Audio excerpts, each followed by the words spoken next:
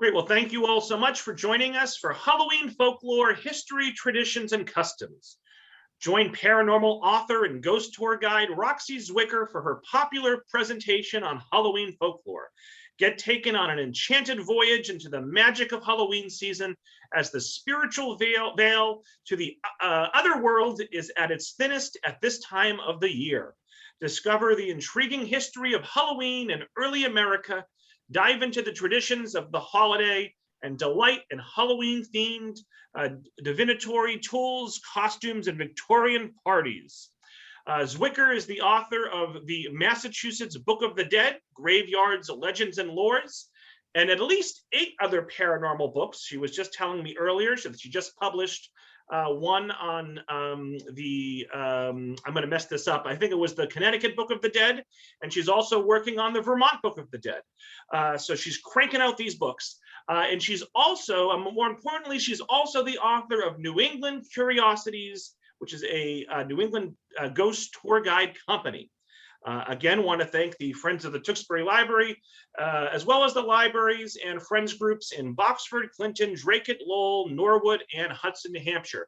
So all of us watching live here on Zoom and those that will be watching on demand, let's give a big virtual round of applause to Roxie for joining us here tonight. And Roxie, you can take it away. Thanks so much. Well, thank you everyone so much for being here. I greatly appreciate the opportunity to speak to all of you, to work with the Tewksbury Public Library once again. I am really excited because you're here and it is the first day of October. So I'm really hoping that you are all settled in and getting ready for this fantastic season. So I am coming to you right now from the beautiful and historic city of Portsmouth, New Hampshire, which goes back to 1623. I am currently sitting in our 1870 meeting house in the South End, which is rumored to be haunted. So we'll have to see what happens this evening. So I am going to go into a share screen mode. So through the magic of technology, I'm going to wave my magic wand to bring us into the world of Halloween. And I'm really delighted to share some of my own personal Halloween collection with you. It was really quite a joy to do the graphics for this program, pulling some of the antique and vintage items that I have in my collection. So you'll get to see a lot of the ephemera and postcards and things that I collect related to Halloween. So let's go. Halloween legends, lore, and customs with me, Roxie Zwicker from New England Curiosities.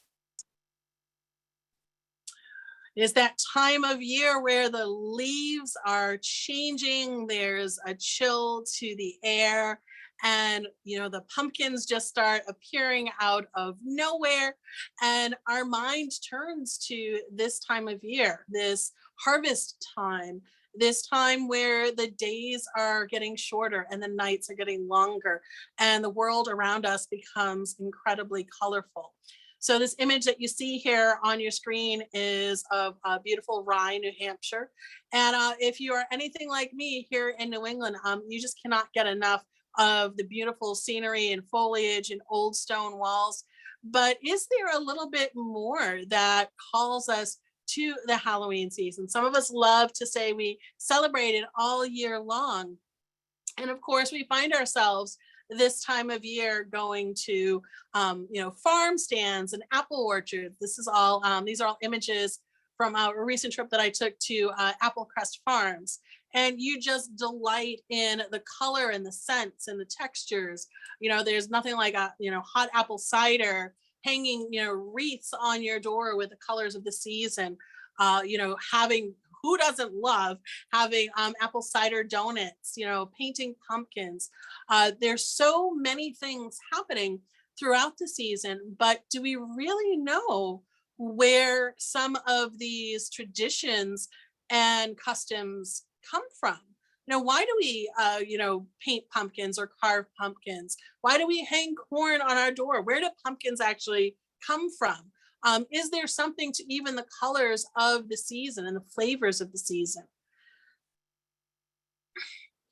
So this beautiful house that you see on your screen is about 2 steps outside of the doorstep where I am right now. It's a beautiful house from 1710. And it has all of the trappings of the Halloween season. You have the beautiful wreath on the door, the pumpkins, the kale, the flowers. So, what is with all of these traditions? Why are there pumpkins on doorsteps? Is there something special about mums that maybe we don't even know? That maybe there's a deeper meaning to the things that we do for the season.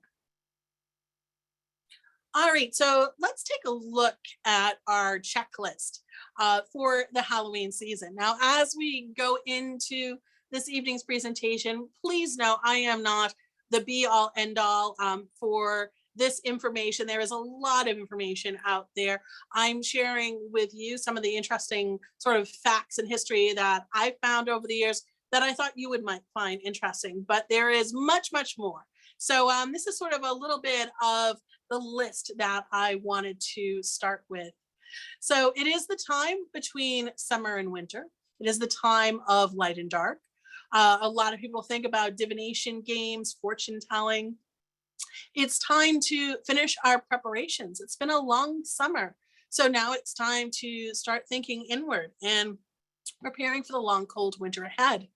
It's time to honor the shadows. You know, we talk about ghosts and spirits probably more this time of year than any other time of year. But why? Nourishment, you know, making sure that we have enough to sustain ourselves in the coming months. It's a time of the unknown. So if we go back to the 17th and 18th century, at a time when there was, no electricity and the world around us was dark and full of shadow, and we heard strange noises coming from the woods. There's things that we didn't know, and sometimes our imagination would fill in the blanks. The natural cycle of things, really tuning into the cycle of the earth, noticing again the trees shedding their leaves, the colors that are around us, everything going from flower to seed right now, or flower to fruit. Clearing the fields and thinking about, back in the spring, some of the things that we sort of set our mind to, some of our intentions, and now reflecting on that and saying, what worked for me this summer? And maybe there were things that were on your to-do list that we didn't quite get to. So maybe, we can let go of those things and, make room as we move forward into this time. And of course, a lot of us think about our ancestors because it is a time of spirits, of ghost stories. So you can't forget your ancestors. In a lot of cultures, this is a very important time to honor our ancestors. So Halloween, let's sort of break it down for a second here. So Halloween, hallowed evening, or Samhain. I know it looks like Samhain, but it's actually pronounced Samhain, which is the end of the summer. It is, it's always that interesting moment when we sort of flip that calendar and we turn around, and what seemed to be like an endless summer is over. And now we are thrust into this very beautiful, but particularly here in New England, short season of fall. All right, so let's go back in the New England Curiosities time machine for a minute. We're going to go back 2,000 years. Harvest was a matter of life and death for the Celts, and that's where a lot of the roots of this holiday lie. Would there be enough food? Humans could get lost in the world of spirits, and likewise, spirits would walk amongst the living. The crops for the agricultural people were dying at this time of year, so it was really important to pull in as much as you could from the fields to work, day and night to make sure that food was preserved and stored properly as the world starts to die around us. It was also a time of communing with otherworldly spirits, with big bonfires lit in honor of the dead. Empty chairs would be left by the fire to help welcome passing spirits. The word bonfire is most likely from the words bone fire and dates back to the burning of the bones of St. John the Baptist by the Roman Emperor Julian in the 4th century AD. In AD 680, the Catholic Church attempted to abolish the practice of lighting bonfires. And in 742, they condemned the practice of using a need fire to spark kindling. So here you can see this beautiful bonfire that I had out on Star Island on the Isles of Shoal, which is just off of our New Hampshire coast. There's something about standing by a bonfire, the warmth, the crackling sounds as the sun goes down and the shadows creep in around you at this time of year. So John Sinclair wrote in the 1790s about Scotland, quote, "They set up bonfires in every village. When the bonfire is consumed, the ashes are carefully collected in a circle. There is a stone put in for every person of the several families, and whatever stone is moved out of its place or injured before the next morning, the person represented by that stone is supposed to not live 12 months from that date." So here you can see already, going back to the 18th century, the different methods of not only using the bonfire as a representation of what's going on and kindling that need fire, but also it was used in different forms of divination as well. It's quite fascinating to think about all of the things that would be put into a bonfire as well. Whether it was to set intentions for the season ahead, whether it was offerings to spirits, God, goddess, deity. So let's look at a couple of the most popular colors for this year. And, I'm wearing black and orange right now. And do we really understand why black and orange is, sort of the colors of Halloween? I mean, purple's great too, and some people like green, but predominantly black and orange. So orange is a color sacred to many deities associated with harvest time. It's also the color of the glowing embers and dancing flames of the sacred and magical Samhain bonfires that once illuminated the night. A strong banishing color, black, is associated with transition, the night, and rest. It's always been sort of written in a lot of cultures to burn a black candle to absorb negativity, to break a bad habit, or mark the end of a phase in your life. So again, the end of the summer. So with the traditional colors of Halloween being black and orange, it is evident in everything from Halloween window decorations to the candles that burn brightly upon the altar to honor the dead and to celebrate the season. Orange reflects the holiday's ancient connection to agriculture and its celebration as a pre-Christian harvest festival. Orange, the color of pumpkins and autumn leaves, evokes the spirit of the fall season. So continuing with our history lesson, several Christian popes attempted to replace what were thought to be pagan holidays like Samhain with events of their own design. By 1000 AD, All Souls Day on November 2nd served as a time for the living to pray for the souls of the dead. All Saints Day, assigned to November 1st, obviously honored saints, but was also called All Hallows. So that made October 31st All Hallows Eve, and later, Halloween. In 601 AD, Pope Gregory I issued a now famous edict to his missionaries concerning the native beliefs and customs of the people that he had hoped to convert. Rather than try to obliterate native people's customs and beliefs, the Pope instructed his missionaries to use them. If a group of people worshipped a tree rather than cut it down, he advised them to consecrate it to Christ and allow its continued worship. Despite the new religious focus, people in Old England and Ireland continued to associate the time with the wandering dead. They set out gifts of food to please the spirits, and as time wore on, people would dress in scary costumes in exchange for treats themselves, a practice called mumming, which is very similar to today's trick-or-treating. One of the most famous descriptions of a Scottish Halloween bonfire comes from the Englishman Thomas Pennant, who kept extensive journals of his travels and recorded this particular scene in 1772. Hallow Eve is also kept sacred.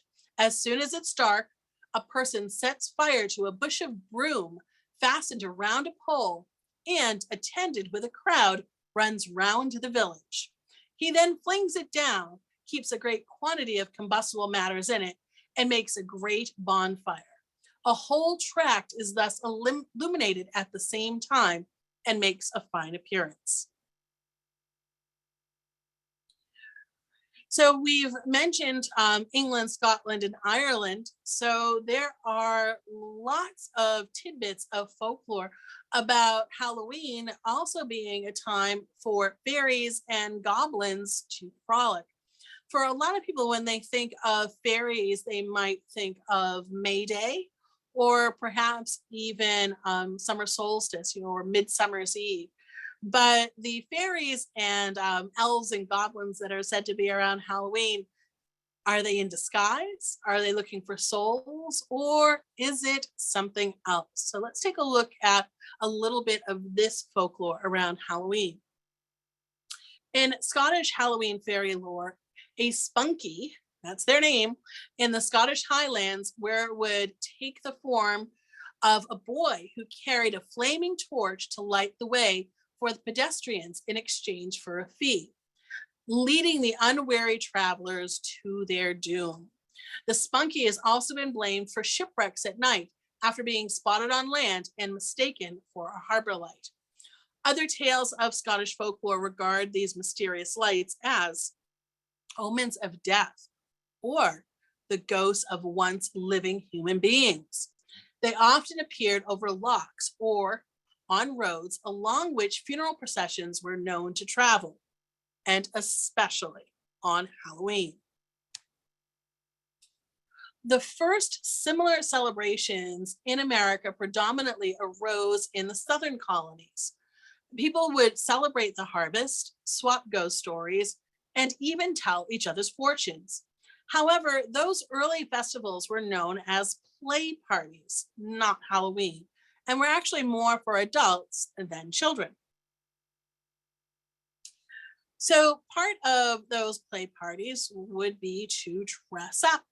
And one of the easiest forms of dressing up, and something that you'll find in many, many cultures all around the world across the ages, would be masks. And masks seem perfect for celebrating the season. Can you trick the ghosts and spirits into believing that you are one of them? Or who might you be with a mask? Thing about the mask, there is a lot of sort of ways of being anonymous with the mask. Perhaps there is someone that you are hoping to be, not unlike what you see, of course, today with people donning masks of, superheroes and, all sorts of different themes, ones that really sort of speak to the imagination. But also wearing a mask if there were any, sort of ill will spirits that were going by, or, mischievous, gnomes or fairies or goblins, that with a mask, you might just blend in with the rest of them and they might leave you alone. So traditions came over to the New World in the 19th century, and they were quickly adapted into celebrations. So the masks or the face paint that was used by the Celts to hide in plain sight from wandering spirits, ghosts, or fairies roaming the world while the veil was thin. And again, magically creating or wearing a mask to represent something about yourself that you want to transform or embody. Maybe you want to be as brave as that superhero. And I love this vintage picture with these, antique homemade masks. Probably far scarier than anything that you're going to find in any department store. So we talked about fairies. Let's talk about goblins and other spirits that sort of run around on Halloween night. So here's another great vintage postcard. You can see the goblins just sort of taking over the kitchen here. So it was thought to sort of combat these mischievous spirits was to just sprinkle flaxseed on the floor. And being a compulsive housekeeper, a goblin will feel obliged to pick it up. And after a while, he'll tire and leave, thus not making a mess of the kitchen or of the house. Sort of similar to offerings that would be put out for fairies, whether it was butter or milk or honey or even brownie spirits that could actually be very benevolent. But again, it was all in the way that you treated them, and quite often on Halloween. So I think for most everybody, we associate probably one of the most often seen images of Halloween being either the pumpkin or the jack-o'-lantern. The jack-o'-lanterns really originated with a cautionary tale about a man called Stingy Jack. And he was such a jerk that he couldn't get into heaven or hell and was actually doomed to walk the earth with a carved turnip lantern. In areas like Ireland and Scotland, people would actually hollow out turnips or large beets and they carve faces into them. And these small effigies were actually lit from within with a glowing coal or even a candle stump and placed near gates and doorways to welcome spirits of loved ones and to frighten off any dark spirits that might pass by. So as we started to move throughout the 1800s and we were moving, from masks into full-blown costumes, and again, very, very homemade. And, I want to, just reflect here for a moment on this, that it was a very different time. So, I want to make sure that I am politically correct, and I don't mean any slight in the description of these costumes, but these were what people were wearing at the time. People became fascinated with impersonating all sorts of characters, pirates, gypsies, homeless people, scarecrows, goblins, witches, like people that, really were very intriguing to folks. They would go and sort of fashion their own costumes out of all sorts of interesting things. So here are a couple of costumes that you would have imported from overseas. So the costume on the left, again, these are both 19th century, is from France.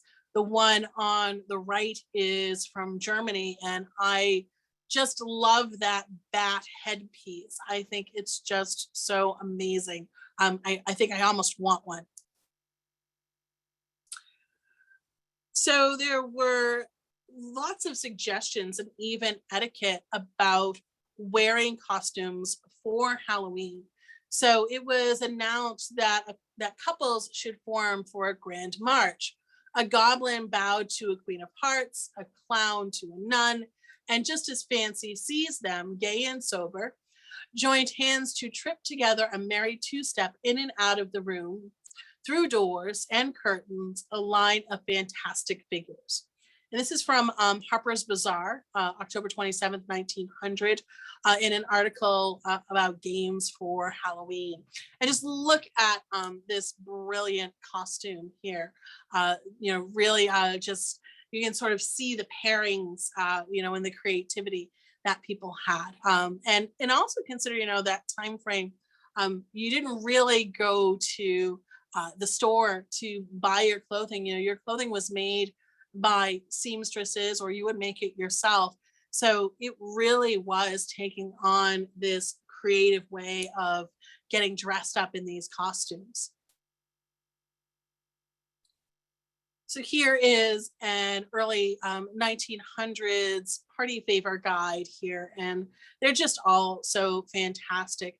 Here on the left, you can see this amazing collection of antique and vintage favors, which people really go crazy for these days and collect them. If you've ever been to an antique shop and seen these for sale, they really do command a high price. And the reason for that is these were all really made to be very disposable. You'd use it for that Halloween and then throw it away. But I love the association that you can make, again, with the beliefs. We see lots of pumpkins and jack-o'-lanterns, lots of interesting faces, which we would see on some of the masks as well. So I have such an affinity for these fantastic old vintage Halloween antiques. While I have an affinity, I don't necessarily have the pocketbook for one, but I can look from afar. At the turn of the 20th century, Halloween was seen as a day outside of normal, when you act outside of society's norms. Wearing ghoulish costumes was an essential part of it. People in rural America really embraced the idea of it as a dark occasion centered around death. They wore scary, frightening get-ups, which were made at home with whatever was on hand: sheets, makeup, improvised masks. Again, being anonymous was a big part of the costume. The whole point of dressing up was to be completely in disguise. So that way people did not have any idea who you were. And again, look at these great homespun costumes here. Again, scarier than anything you could buy off of the rack. By the 1920s and 1930s, people were holding annual Halloween masquerades aimed at both adults and children at rented salons or family homes. Costume preparations sometimes began as early as August. So, in order for you to build your entire costume, let alone to have a gathering, it really required a lot of time and energy and sourcing of materials for that. So these are a couple of pieces that I have in my collection on this beautiful vintage postcard on the right of these young boys in Halloween costumes. And I also have a lot of Halloween themed sheet music from the late 1800s and early 1900s, because of course, while people were gathered at these parties, they needed to have some background entertainment, and typically it was piano playing. So I really love to sort of collect these. I love the graphics and the colors, and just to imagine, what was going on around this, this piano with all of the festivities. How were people celebrating? These are a couple of pages from a catalog that I have. I believe it's from the 19 teens, of different sort of party favors, very early DIY, again, because it was, a lot of homespun things, and how to make these party favors and use the element of shadow. So again, thinking about the bonfires or fireplaces or candlelight, making these, really frightening party favors, from hand, and then, using those to scare everybody else at the gathering. The little pamphlet that I have also has this DIY for Halloween peanut people. If you know how small peanuts are, these are pretty tiny, but just they really did think of everything, just such creativity, and again, more for the adults than for the kids, suggested for people to make. In Ireland and Brittany, the ghost of the recently deceased was easily angered. The deceased room must not be swept or dusted for fear of throwing out the soul. Food should be left for it, and any vessel of water should be kept covered, lest the soul drown in it. The spirits may be heard carrying on their ordinary occupations, weaving, plowing, or carpentering, when they make their circuit of their old dwellings and farms. They must not be spoken to or interfered with in any passage through the house or farm that they have been accustomed to pass through, must never be closed up. Otherwise, if the spirits meet with an obstacle, they will certainly take their revenge.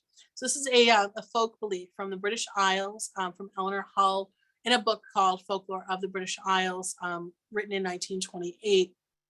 So you want to make sure that, if you are expecting a spirit of a ancestor or a dearly departed loved one, that if they are moving through the property or the farm, that they can sort of experience those spaces as they would have been back when they were alive, because you don't want to anger the spirit. You want to honor them, not only in life, but on their path in death. So you heard me mention divination a little bit earlier, and this still goes on. in different ways with, bobbing for apples, probably not in COVID times, but bobbing for apples and different games that would be played on Halloween. And you'll find there's a lot of great old postcards out there with sort of tips and tricks and games. So there will be many Halloween apple games to divine one's romantic prospects. Eating an apple in several very specific ways on Halloween was thought to get a glimpse of a future spouse. Classic folk traditions tell eating an apple at midnight while brushing your hair will allow you to see your future spouse in the mirror over your shoulder. And if you peel an apple and as long as a strip as the entire apple, focusing on a future full of love as you toss the apple peel over your shoulder. When looking at the peel on the ground, taking note of its shape, it would resemble the initial of either the first or the last name of a future spouse.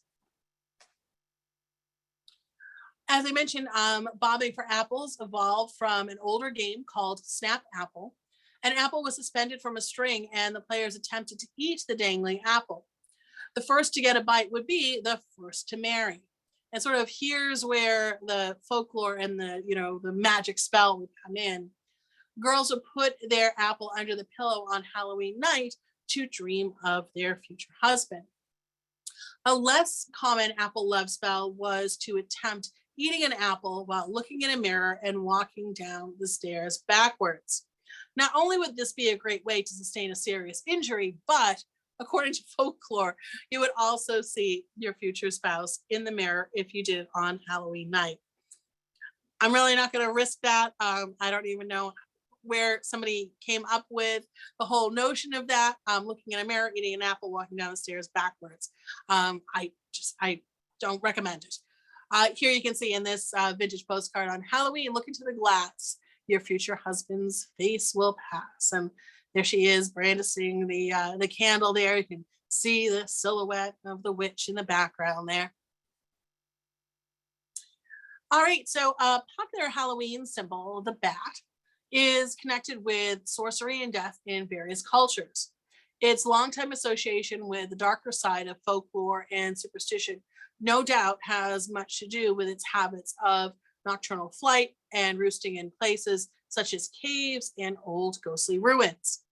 When painted or engraved upon a bloodstone, a symbol of a bat is said to add great power to a witch's incantations and endow all practitioners of the magical arts with the power to conjure, control, and banish demons.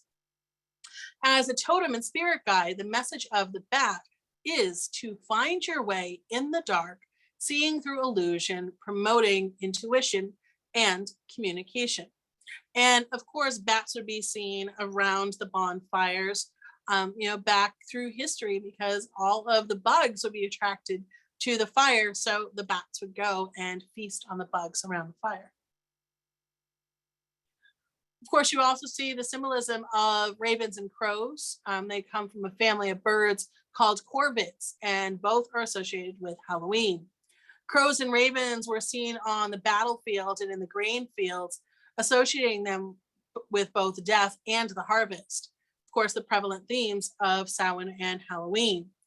Corvids picked the ground after the grain harvest was brought in, looking for spilled grain, and they also dug for bugs in the ground. Corvids were yet another animal that people suspected were either witches or fairies in disguise, probably because of their odd behavior compared to other animals. Corvids are especially intelligent. Some use rudimentary tools to figure out puzzles and even like to collect shiny objects. So you can see why people might find them unnervingly intelligent animals and possibly supernatural.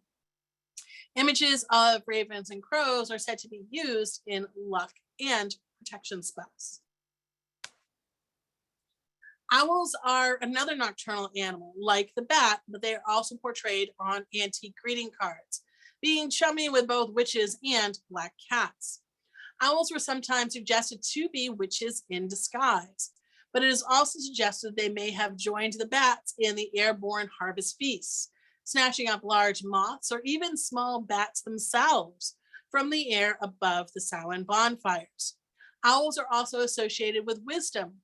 Many dark goddesses who rule over the dark half of the year have owls as their sacred animals. It's said that if you wanted to find your way through dark times, to find wisdom and to seek the truth, you would include owl symbols in your decorations. And of course, plenty of vintage postcards out there like this one here that of course has the owls on it. The web of a spider has come to represent time as well as fate, both themes relevant during the time of the dying land and the onset of winter. There is a superstition that if you see a spider on Halloween, it may be one of your ancestors checking up on you. My house is always decorated for Halloween because there's always some sort of spider web somewhere. I try to be nice to the spiders, particularly knowing sort of the spiritual connection. So I try to let them go outside, but they still do unnerve me just a little bit. So I grew up in Western Massachusetts. I live up here on the seacoast now. And in Western Massachusetts, growing up back in the late 1970s and early 1980s, there was a thing called Cabbage Night. And I didn't quite understand what Cabbage Night was all about. And it was the night before Halloween. And Cabbage Night was really a time of mischief and frolic and some vandalism. It was a little bit kind of crazy on Cabbage Night. So there is actually some folklore about cabbage and kale as it relates to Halloween. So cabbage and kale, unlikely magical tools that they may seem, were assumed by the Irish to possess great fortune-telling powers. The foods were plentiful throughout the British Isles, and young people pulled up kale plants to judge the nature of their future spouses from the taste of the stalk. So a bitter stalk meant a bitter mate. The shape, whether it was straight or curved, indicated the position or condition of the spine. And the amount of dirt clinging to the root really meant sort of the degree of wealth that that person would have. And of course, here we go. The divination worked best if the kale was stolen, and it was most telling if practiced on Halloween. So mums, I actually just got the mums that you're going to see in these photos a couple of weeks ago from a local farm stand. And I just love mums, but there's even a little bit of folklore about mums as well. Often associated with protection, particularly of the metaphysical sort, chrysanthemums, easy for me to say, come in handy when working with the spirit world. In some traditions, they're a centerpiece for funeral decorations or grave memorials, most likely because they're blooming around Samhain or Halloween. So mums, the flowers would be buried with the dead, back in tradition as well. So it's very interesting to sort of look at, that association again with this time of year. And then to look at the mums themselves, they look like small suns, again, sort of bringing in the last of that solar energy of the year. You can dry the heads of mums. You can use them in loose leaf incense blends for fall rituals. Again, sort of another traditional folklore. From a magical standpoint, like I said, these fall beauties are associated with the sun itself and thus are often associated with fire. So bringing in some of that solar energy. So you may or may not have made associations with cranberry bogs and Halloween. I had not made an association until I actually started working for a company that did haunted hay rides.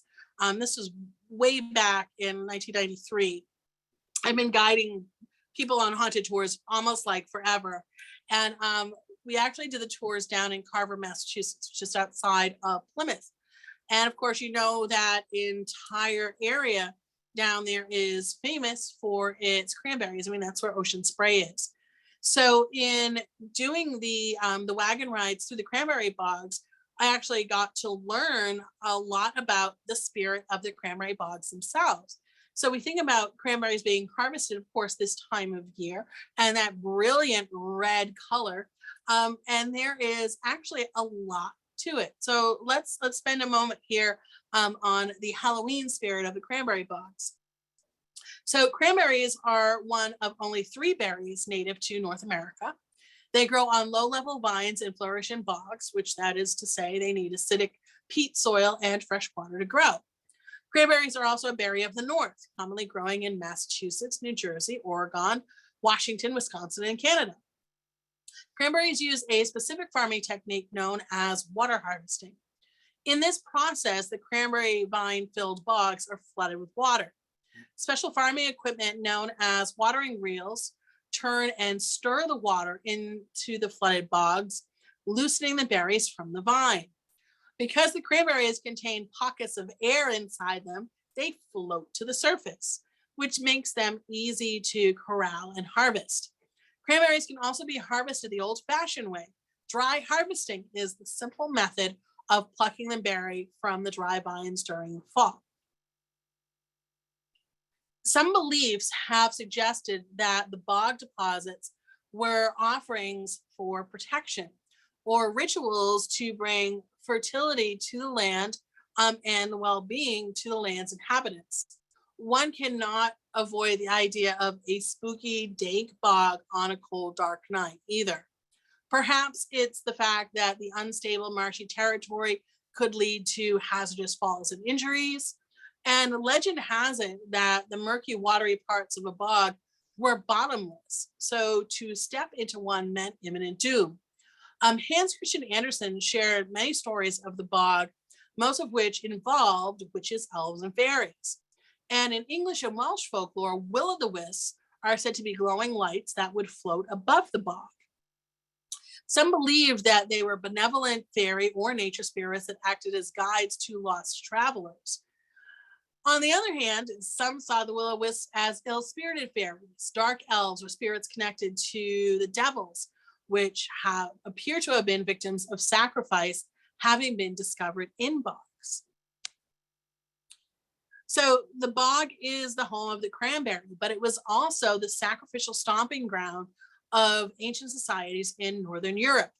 Consider all of the archaeological findings that have been discovered in bogs from Denmark, Scotland, England, Sweden, and Northern Germany. Things like daggers, swords, shields, spears, javelins, drinking vessels, sickles, Y-shaped dowsing rods, and jewelry have all been recovered from bogs. Also recovered from a bog was the famous Gundestrup cauldron, a silver cauldron of Celtic origin, which had mythological narratives on it. Even more shockingly, excellently preserved human bodies, which appear to have been victims of sacrifice, have also been discovered in bogs. And it appears that to ancient society, the watery bog was a place of significant importance, where sacrifices and treasures were willingly deposited.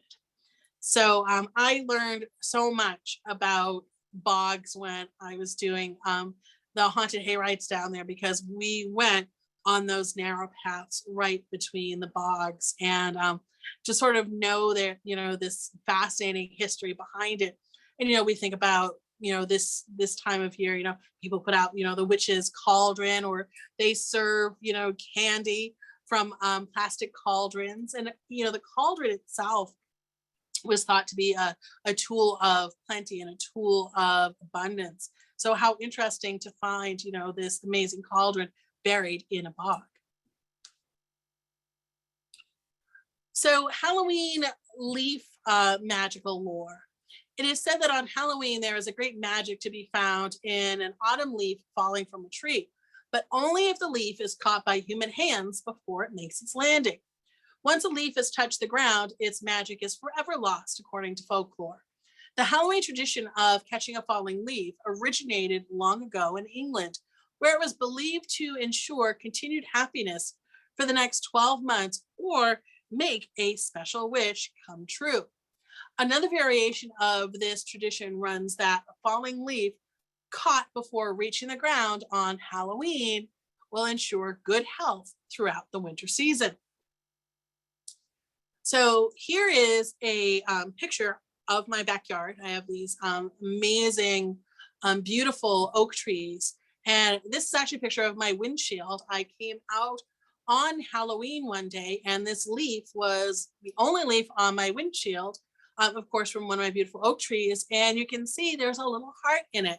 So I thought I just kind of took that as a good sign for Halloween. I totally subscribe to a lot of the folklore, positive intentions type of thing.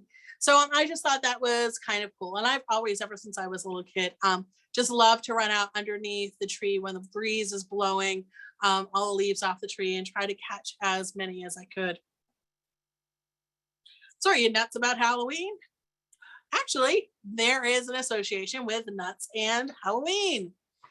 This is a great old postcard. Here you can see giving a little divination advice: uncertainty, hope, despair, and happily ever after. So pecans represented abundance, immunity, and sustenance. Almonds represented beauty, fertility, goddess energy, grief, hidden treasures, and hope. So discovering nut messages in the fire, the nut that blazed the brightest and longest indicated the truest lover in the crowd. In Halloween, however, sometimes they would take 2 nuts for each person in the couple and throw them in the fire. And depending on whether or not they burn together to ash or jump away from each other, will tell you how that relationship will progress. Halloween was often referred to as Nutcrack Night, and walnuts were used for breaking through challenges, symbolizing endurance, and hazelnuts represented marriage and family. So here you can see another great vintage postcard. May the Halloween nutshell unto you a good fortune tell. A lucky Halloween. And notice how it's a fairy emerging from a nut. So here you can see a little candle I have out with a couple of acorns from my oak trees in my backyard. At this time of year, when I am out touring in cemeteries, which is almost on a daily basis, a lot of people will start leaving coins on graves or gravestones. And sometimes people ask about, why are people doing this for, sort of the Halloween season. Coins for remembrance, blessings, offerings. So this is the grave of Mary Nason, which is located in York, Maine. She was 29 years old when she died in 1774. As early as 1820, she was said to be the witch of Old York Village. And I think there's a lot of misunderstandings about the story. She has this big slab over her grave. And as I go, daily and weekly, there's more items that turn up on her grave. And there are thoughts that, if you're going to a grave around Halloween season, that you would leave a coin, which, sort of talks about the myth and the folklore of the ferrymen ushering the spirit or the soul across River Styx to the other side to be free. And if a spirit did not have a coin to pay the ferryman, that they would be doomed to walk this earth forever.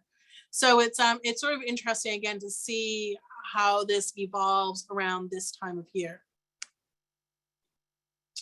So scarecrows, we love scarecrows. There are lots of scarecrow festivals here in New England. A lot of towns will sort of do the scarecrow dress up. They have the little neighborhood sort of gatherings where everybody puts out their scarecrows, and people will go and do the tour. I know Chester, New Hampshire does a great scarecrow festival.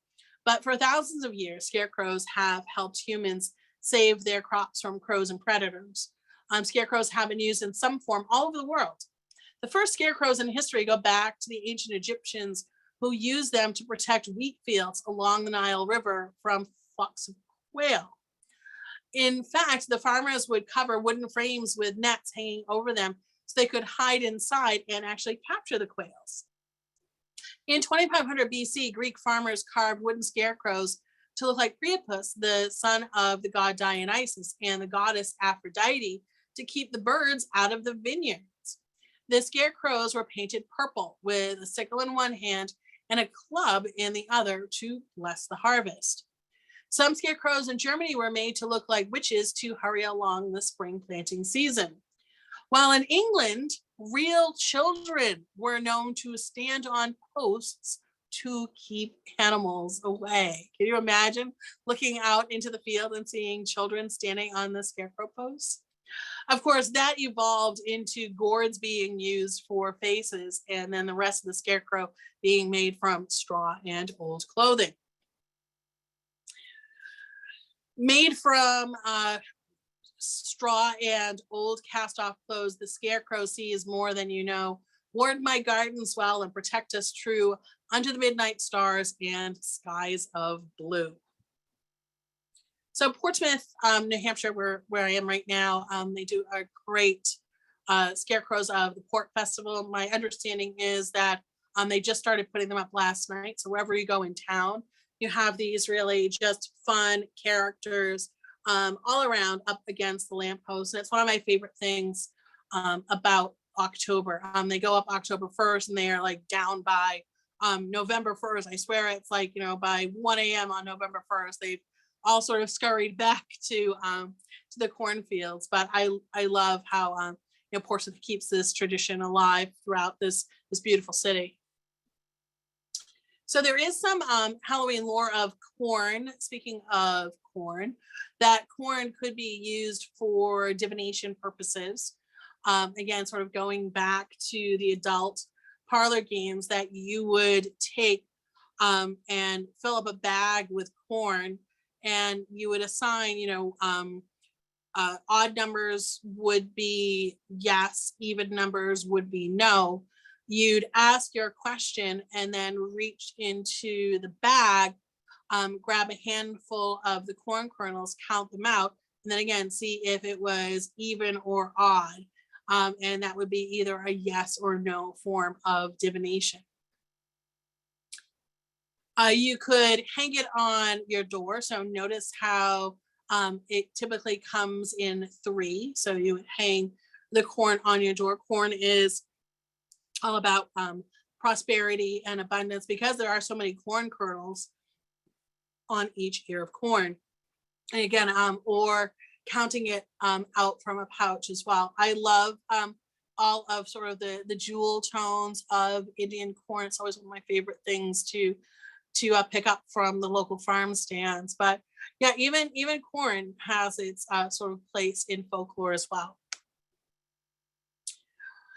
If you like cakes and sweets, here we can see this beautiful old postcard where may this be your luck on Halloween. And notice how the woman is pulling out this piece of cake and there's actually a ring inside of it. And that goes back to barmbrack, which is a traditional Irish cake. After pouring it into the prepared pan, it is tradition to add objects to the barmbrack, which symbolize certain things for the person who receives each in their slice. These objects can be pressed into the bottom of the loaf after baking instead. So a coin would represent wealth or good fortune. A ring, maybe you'll marry within the year. A bean, poverty. A pea, you would not marry within the year. A matchstick would be an unhappy marriage. A thimble, single for life. Like, who would want to be the one to get the thimble? I mean, like, you would just be the whole butt of all the jokes during the party. So it sort of reminds me of the tradition of king cakes that you'll find down in New Orleans for Mardi Gras. But again, you got to kind of be careful here because, you know, if you eat the cake, you're eating your future, and certainly you don't want, you know, that to be any sort of medical issue. But I love the whole idea of the barmbrack and just think it's amazing. I mentioned it to friends a few years ago, and they sort of took up the tradition. But what we do is we cut it up and cut it very, very small, so that way there's no chance of eating anything dangerous. And what we put in there is big enough. And there's a lot of different ways that this can be done for Halloween, but it's just absolutely fascinating. This is a beautiful photo that I have in my collection that I picked up at an antique shop in Maine, and I just adore this woman's hair and how odd there is actually a Halloween hair charm from Maine. a piece of hair threaded into a yarn ball. Throw the yarn into a barn and repeat the following verse. Your true love will appear and wind the yarn with you when the clock strikes midnight on Halloween. So you would say, I wind my true love to find the color of his hair, the clothes he will wear the day he is married to me. So again, there's like all these little interesting folk ways out there.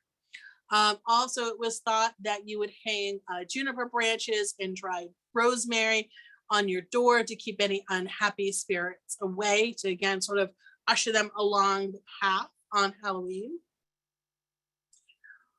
This is an interesting tidbit of Halloween folklore from the South. To go out early in the morning and proceed silently without speaking a word, take a clean white handkerchief with you, enter a graveyard, walk across it, and pick up a small piece of earth as you make your wish. You may repeat this in 2 or more graveyards for 2 or more wishes. Then go home, put it way up high in a cupboard where no one except for a spider could disturb it. If you've kept totally silent until that moment, those wishes will come true before 12 moons have passed. And that is Halloween traditions in Louisiana in the Journal of American Folklore. The beautiful photo that you see here is of Mount Auburn Cemetery in Cambridge, Massachusetts, which is probably one of my favorite cemeteries in New England. So just a little bit more to go before we finish up. Of course, a lot of people will also take, this time of year or Halloween for their own sort of personal rituals and celebrations. And, it is a very introspective time because we are thinking about superstition, thinking about the supernatural. We're confronting our fears about death, which, death in colonial New England was dealt with a little bit differently right up through, the 1700s, even, through the 1800s in part, where, we used to deal with death at home. We had the wakes at home, we prepared the bodies at home, we would walk the deceased from the house to the burial ground. You didn't send people away to be dealt with when they died. So it's very interesting how, we're removed from that, yet we still sort of reflect as the world around us, goes through this very quick change of, green lushness to, beautiful color in a burst, and then it's all gone, and the trees are bare, and you can see a lot more shadow sometimes for some people in the cemeteries. This is a beautiful cemetery that I visited up in Maine last year, and it's just something about old cemetery gates on a cloudy fall day. That's just amazing.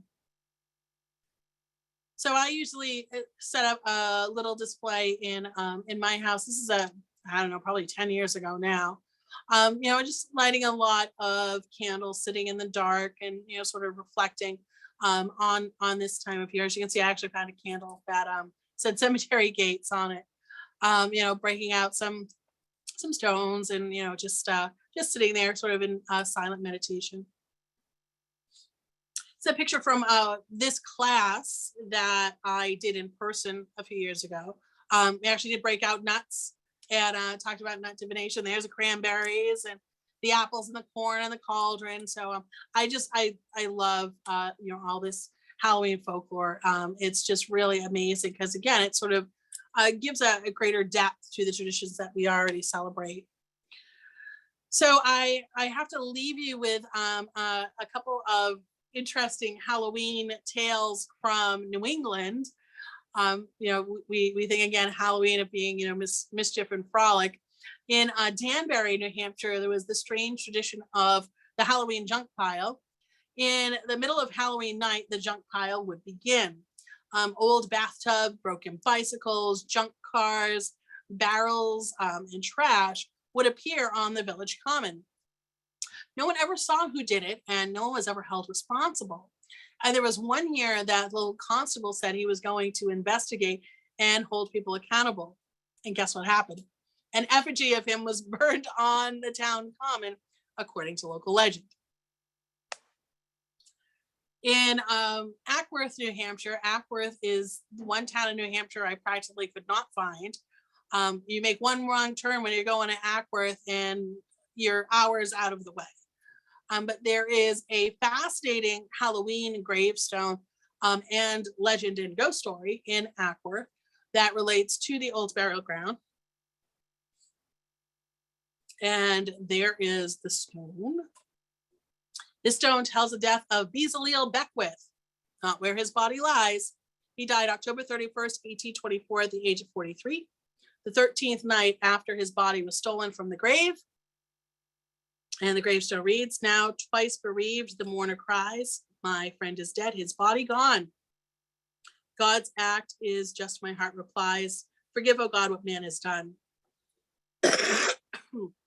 Excuse me. Erected by the friends of the deceased in Acworth in place of one destroyed by some ruthless hand, April 1853. This is a replacement gravestone designed after the original gravestone. Poor Bezaleel was buried on Halloween. 13 days later, his body was stolen. It was believed that his body may have been taken by Dartmouth College students. There was a man from Vermont that was brought up on charges. The charges were dismissed, that his body was taken to be used for dissection by medical students. And someone stole the gravestone. So this replacement was put here in 1853. And it is said to be a very haunted cemetery, particularly around his grave on Halloween. So I just thought I would share that little story with you. And there's lots of great Halloween little bits of folklore right here in our backyard in New England. So I want to give you a couple of bits of homework or additional resources.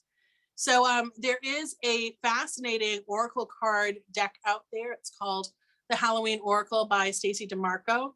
And even if you're not into, oracle cards or tarot cards or anything like that, this tells a lot of the history and traditions on these very colorful, beautiful cards.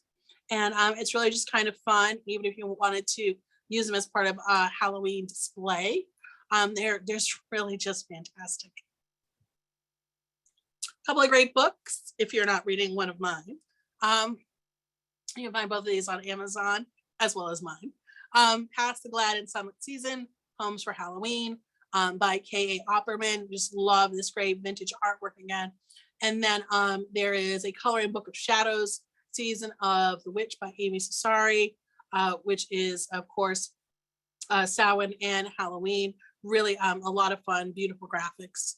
And again, a little bit of folklore. One of my favorite pieces of clip art from back in the day. You can see this little pumpkin with all the very concerned children's faces inside. So you can find me at Roxie ZW on Instagram, always posting all kinds of interesting bits of folklore and New England history on there. And of course, you can find me at newenglandcuriosities.com. You can find me at Facebook at New England Curiosities as well. I've been running New England Curiosities for 21 years. I post all the time. I have events all year long.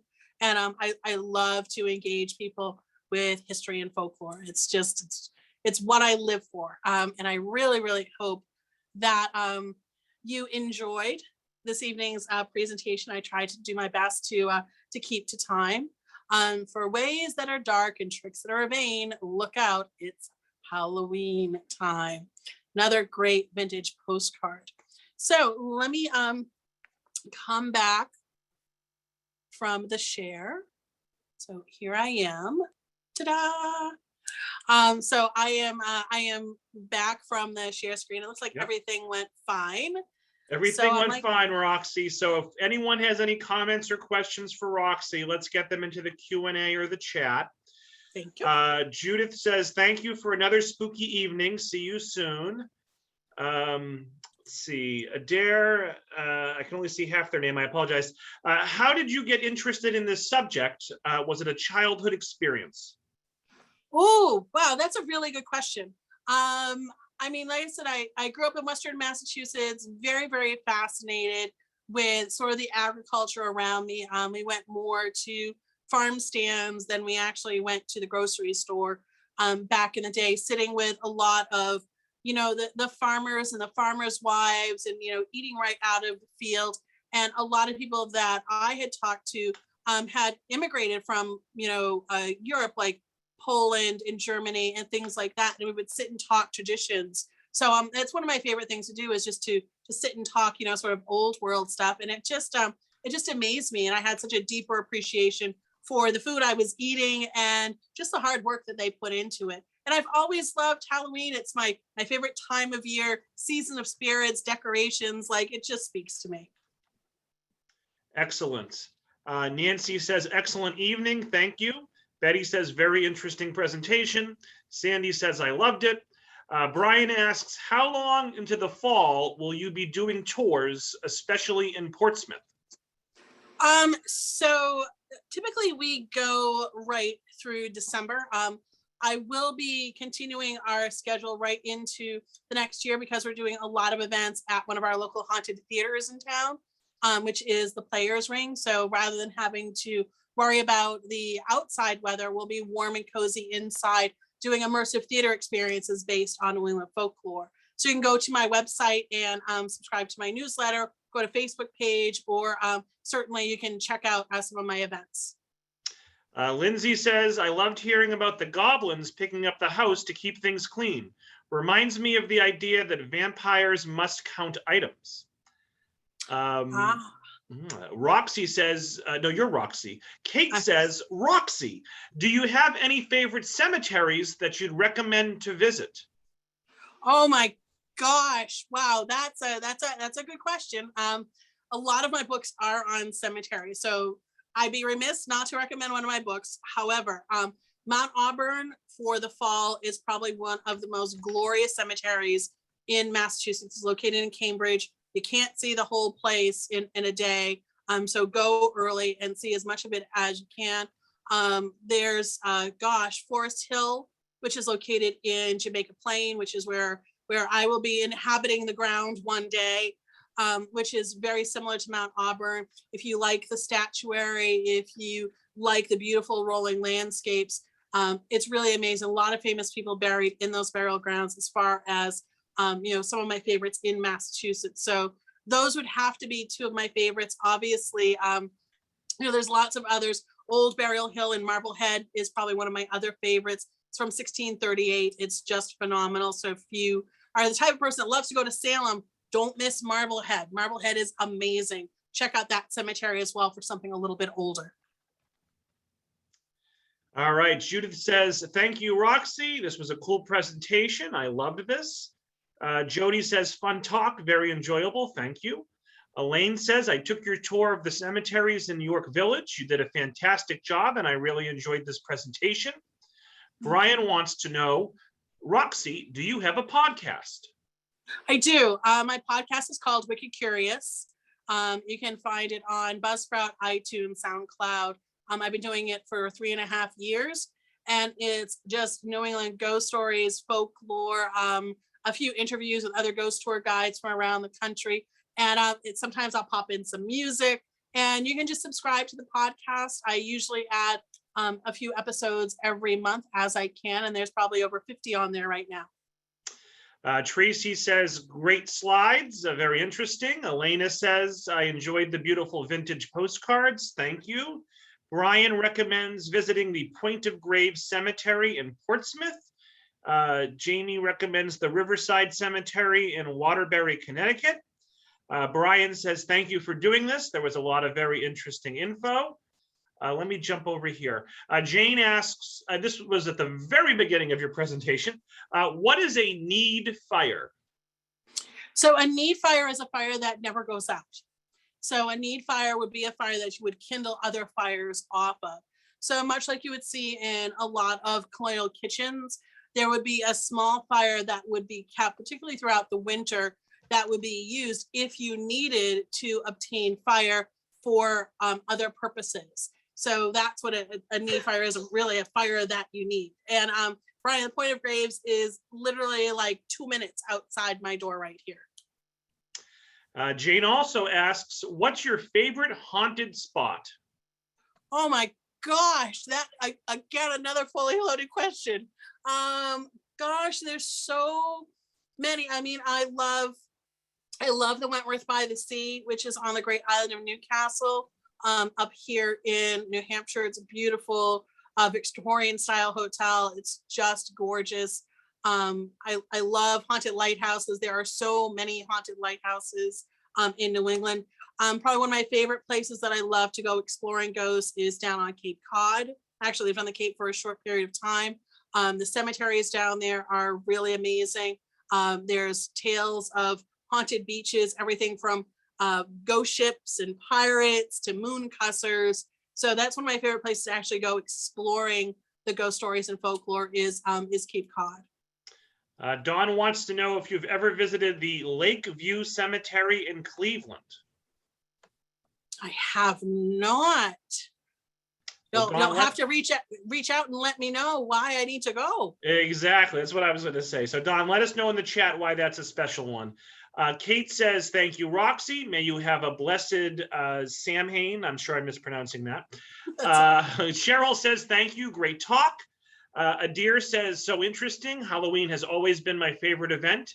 Thank you so very much for this excellent presentation with wonderful slides. I will read your books. Vanita says, thank you for a very interesting talk. Really kicked off the Halloween season for me.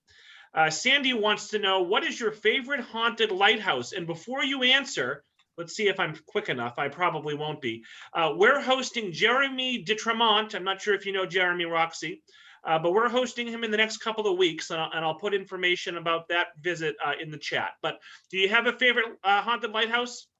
So I know Jeremy very, very well.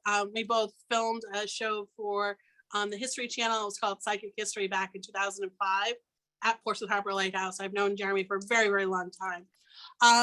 There are many, many amazing haunted lighthouses. Moon Island Lighthouse is definitely a favorite. The people that ended up in a shipwreck there before the lighthouse was built survived via cannibalism.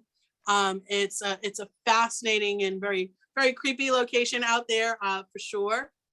There are ghosts around Monomoy Island Lighthouse, which is down on the Cape. Ghosts of moon cussers that used to be down there. There's supposed to be the ghost of a horse that's around the lighthouse as well, which is very, very interesting. I mean, there's so many stories. Boston Light has some great ghosts as well, so it's hard to pick. And final question goes to Jamie, who asks, do you have any other Zooms coming up? Oh gosh, I got a ton of them. If you go to my Facebook page, and also on Mondays, I do a Facebook Live when you're curious from home, and I talk about everything that's coming up that week. I literally have stuff on my calendar every single day. If it's not a tour, it's a Zoom or it's an in-person presentation. I'm actually going to be in Massachusetts tomorrow for an in-person presentation. So just follow my page, or you can email me directly. There's a lot of different ways to sort of see what I'm doing, because I need to see what I'm doing too. Otherwise, I'm not going to show up there because it gets kind of crazy. And then Dawn clarifies that Lakeview Cemetery is where President Garfield is buried, and you can spend an entire day walking through it. It's well worth the trip, she says. I will make a note of that. I love to travel, so fantastic.